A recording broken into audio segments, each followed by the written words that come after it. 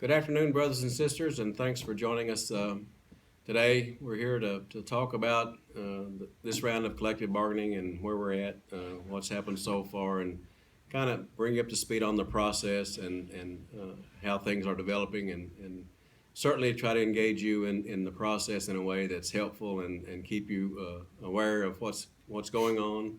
It's your contract, it's your union, and it's your life. So we intend to update you occasionally and keep you informed. And to do that, as I told you many times before, we have a wonderful bargaining committee with BWMED that consists of all the general chairmen of the United States, the vice presidents, several staff, and to my left is Don Griffin, who is our director of strategic coordination and is coordinating the bargaining for this round, has for a couple of rounds for BMWED. He is the nuts and bolts of the organization and works with the committee to develop strategy issues for bargaining and controls the table for the BMWED and the BMW Smart Mechanical Coalition. So Don's going to kind of walk us through where we are today, and then I'll talk a little later at the end.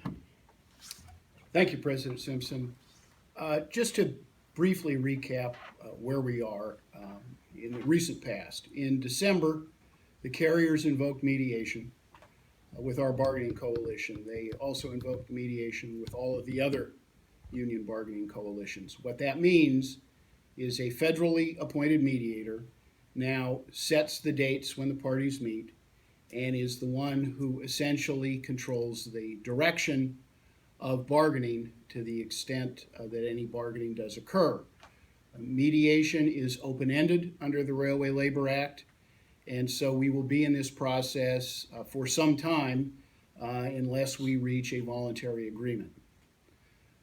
Following the invocation of mediation by the carriers, we met with them in January and then met again with them in February. Before the February meeting, however, the bargaining committee was brought together to consider making a new proposal to the carriers that would, in essence, respond to the proposal they made to us in September of 2016.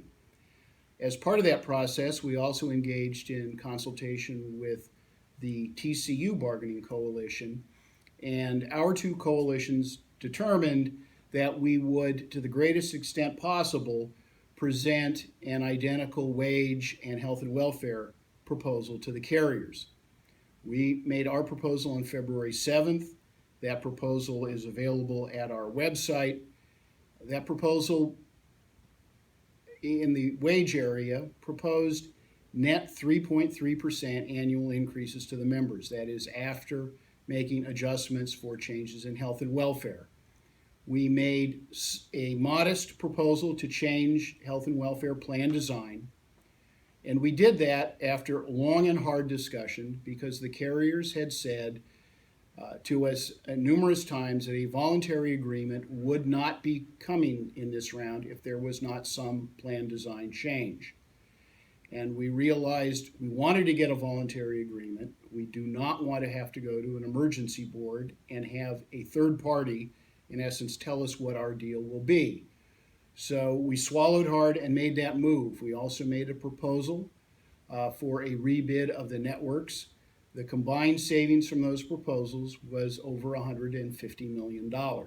That was a substantial, serious proposal. That proposal also would improve dental benefits, improve life insurance benefits, increase paid time off, increase job security benefits to younger employees on the railroad, and also provide increases in away-from-home expenses for those members who have to travel as part of their job. We believe we made a serious, good faith proposal to the carriers. TCU Coalition made a very similar proposal on February 22nd to the carriers. The carriers did not respond to the TCU proposal when they made it. We met with the carriers yesterday, and yesterday we got a proposal that reeks of bad faith. Their proposal is identical in all terms to the one they presented to us in September, with one exception. The wage proposal is worse. Their wage proposal proposes no retro pay. All wage increases, and they are 2% wage increases, are merely prospective. And they are claiming that this is because they have not been able to obtain savings benefits and plan design change through, it's not clear what their logic is. Their logic is also that the economic conditions of the industry have not changed since they made the September proposal. Needless to say, that was a very discouraging proposal to receive. We explained to them in very clear terms that their proposal was unacceptable, that we believed that it was presented in bad faith, and we also expressed those same considerations to the mediator. We will be meeting again with the carriers in early March and again in early April. We are going to continue to review the carrier's proposal, but quite frankly, what they have presented us offers very little in the way of constructive engagement in this process. We want to get to a voluntary agreement. It is going to be a very long and difficult road. The carriers are clearly dug in, and this is going to be a long struggle, brothers and sisters. But understand that we are going to make every effort to make a fair and a good and an agreement that provides improved benefits to the members. Thanks, Don. Brothers and sisters, we are in a struggle. We've talked about this quite often. Today, we are dealing with a bunch of retromentioned bastards that gave us a deal that's worse than what they proposed in September. So we're going to move as hard as we can to bargain for a good and fair deal. We will not give up, and we won't accept anything less than a fair deal.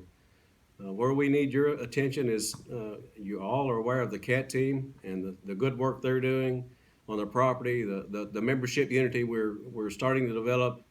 And I'm proud to say that our members are responding in a positive way. In my career, which expands far too many years and several decades, I've not seen this Brotherhood united like it is today. I'm proud of that. I'm proud that we are working with the TCU Coalition to push an agreement that's fair for all railroaders. You all know that health care is provided for all railroad workers, union railroad workers for the most part in our national plan.